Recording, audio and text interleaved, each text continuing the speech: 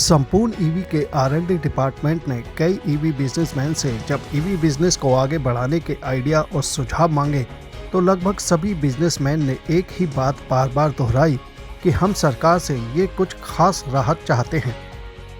संपूर्ण ईवी भी समय समय पर सरकारी और गैर सरकारी मंचों पर इस राहत के बारे में आवाज़ उठाता रहा है और एक बार फिर इस वीडियो के माध्यम से हम सभी ईवी बिजनेसमैन की बात रखने जा रहे हैं।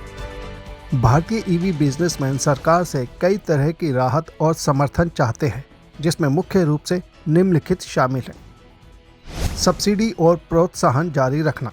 बिजनेसमैन चाहते हैं कि इलेक्ट्रिक वाहनों, खासकर दोपहिया और तिपहिया वाहनों के लिए सब्सिडी और प्रोत्साहन को या तो बढ़ाया जाए या उसकी समय सीमा आगे बढ़ाई जाए।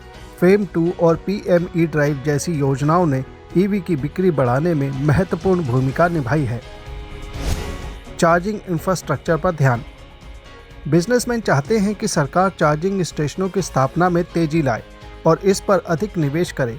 देश में एक मजबूत चार्जिंग नेटवर्क ईवी को अपनाने में सबसे बड़ी बाधाओं में से एक है।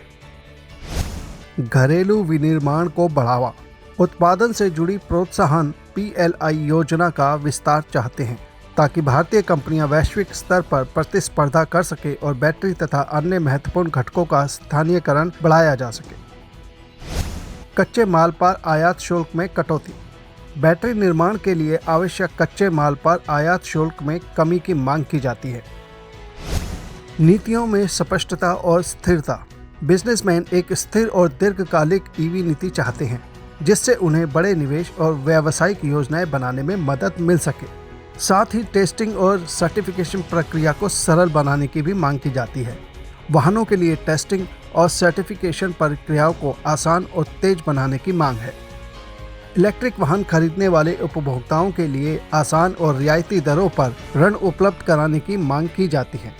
हाल ही में सरकार ने विदेशी कंपनियों को भारत में इलेक्ट्रिक यात्री कारों के निर्माण के लिए प्रोत्साहित करने हेतु नई ईवी नीति भी अधिसूचित की है, जिसमें बड़ा निवेश करने वाली विदेशी कंपनियों को आयात कर में छूट देने का प्रावधान है।